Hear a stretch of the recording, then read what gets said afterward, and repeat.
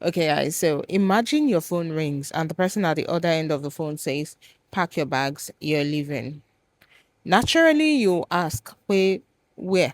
Where am I going to? Now imagine the person tells you that, don't worry, just pack your bags and go. I'll tell you on your way where you're going to. As how. Now, this is why Abraham's story is so amazing from the start to the finish. So, after all the plenty dramas, the Tower of Babel, after all of that, God was not looking for, a nation to change. He was looking for one man and he chose one, and his name was Abram at the time, but later God changed his name to Abraham, right? So Abraham was living with his family at the time and he had a wife called Sarai, and he had a home, he had a family, he had a good life. It wasn't perfect, but he had a good life. He had something good going for him. And then one day God just speaks. God said, leave your family, leave your home, leave everything behind, pack your bags and go to a land I will show you. Anyway, not that this is the address. So there was no GPS, there was no location, no map to show where he was going exactly. God just told him to pack his bags and he will show him on his way. God did not just tell him to, go to a land he did not know about, but he told him, he backed it all up with promises. He said, I will make you into a great nation. He said, I will bless you, I will make your name great, and through you, nations of the earth will be blessed. Now, here is one of the most surprising parts. Abraham at the time was already 75 years old. Now, at 75 years old, what will you be thinking about? Most people will be thinking about retirement. Let me just, relax, enjoy myself. Old age have come. But God told Abraham, like, yo, we're just getting started. Another amazing thing about Abraham was what he did. He did not argue, he obeyed. He did not even negotiate with God. There was no, can I pray about it?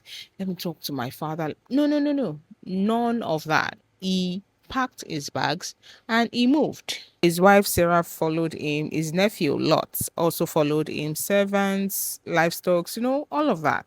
They followed him. Now, imagine explaining that story to your neighbors, like, and they're telling you, "Ah, guy, where are you relocating to? You don't know. Okay, who sent you? Now God, oh, oh yeah, where the address, Ganga? You will tell me on my way. Eh? Where are you going?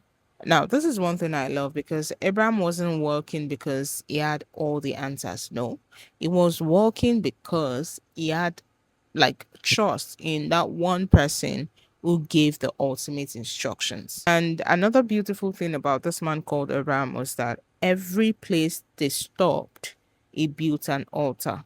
So that is, he built an altar to worship God before he built comfort for himself. Yes, he worshipped at every stopping point. Now, let's be honest. Some of us want God to show us like the entire 10-year plan of your life. You want him to show you the blueprints, the map and everything. But God will tell you, take the first step, walk with me. And I can tell you that that is where faith begins. Not when you know everything, but when you trust the one who does. Now, our first lesson for today is that faith is sometimes taking the first step before seeing the whole staircase. Lesson two. Obedience often requires you leaving your comfort zone. Sometimes growth might not happen when everything feels safe. Sometimes. Lesson three. God's timing has no age limit. You hear me? Abraham was 75 when God called him to start something new, when God called him to start afresh with him. We didn't even know what he was doing before, but God called him at age 75 to start all over again. So that means whatever it is you're doing right now, whatever age you are right now, God can still do something new with you. Lesson four.